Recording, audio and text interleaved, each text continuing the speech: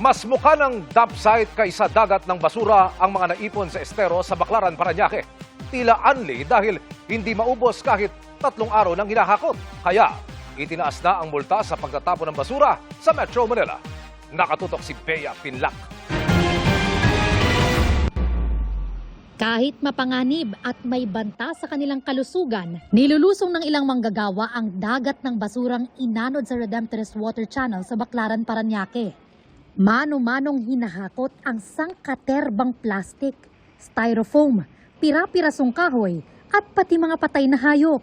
Ngayon ako nagpahinga, makita mo kasi wala, giniginaw na ako. Kasi mahirap, maparok ng mga anak ko pa siya makatrabaho kong ganito sa kahit marurumi. Buhay sila, maparad ko lang sila. Delikado sa delikado, pero trabaho po, kailangan, kahit ano po, papasukan ko. Ilang taon na nila itong trabaho, kaya wala na raw bahid ng pandidiri. Pero daing nila, Sino gumawa niyan, kundi tayo pa rin. Walang ibang gumawa niyan, kundi tayo lahat. Punin nila yung mga sako nila na may tapon naman sa tamang lugar. Kami yung naglilinis, hindi na lang iniisip yun. gumagamit din ng mga backhoe at trash skimmer para mas mapabilis ang paglilinis. Ayon sa MMDA, humigit kumulang 500 tonelada na ng basura ang nahakot sa estero. Hindi mabubulok ang mga basura na nakukuha natin dyan sa mga waterways. Ang plastic na yan, kahit abutin ng mga apo natin, hindi yan masisira ng basta-basta. So yan ay kailangang matanggal talaga kasi pag hindi yan natin tinanggal, mapupunta yan sa ating pumping stations. At the end of the day, magbe-breakdown ang pumping station natin. At mapapaliit niyan ang capacity ng ating water channel.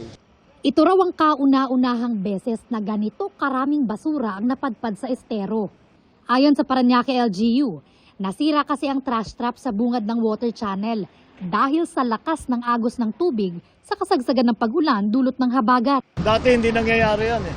Pero dahil una-una, madaming basura, nasira pa yung trash trap, tapos ang dami talagang bumagsak na tubig. Kaya tayo nakakaganto, nakaproblema tayo ng ganto. Anyway, you see the problem for yourself. So gagawin po natin yung trash trap doon, 2 layer po siya para hindi makapasok dito yung ating garbage po dito. Pero ang number 1 pa rin, disiplina sa mga tao na kailangan wag magtapon ng basura sa creek, sa ilog.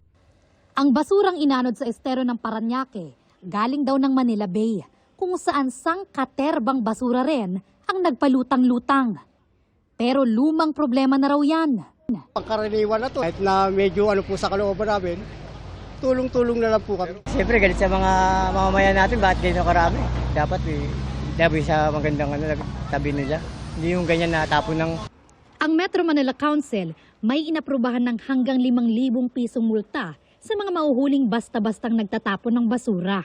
Pero Kailangan na natin talaga gawing istriktuhan para magkaroon naman ng stake at magkaroon naman ng konting, maintindihan ng ating mga kababayan na ang impact ng violation ng environmental law. Bigatan din natin ng penalty. Agree ako dyan. Bea Pinlac, Nakatutok, 24 Oras.